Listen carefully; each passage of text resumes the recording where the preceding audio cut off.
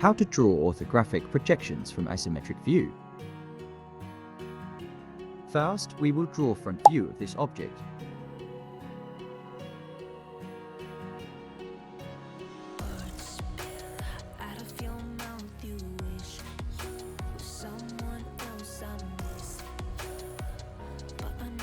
Then we will draw side view of this object.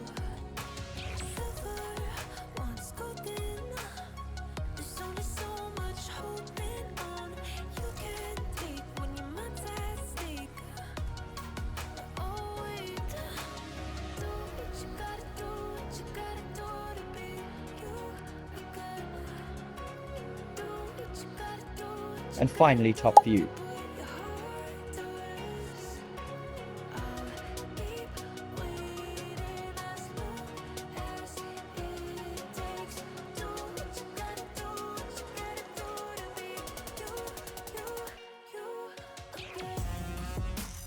Thank you for watching.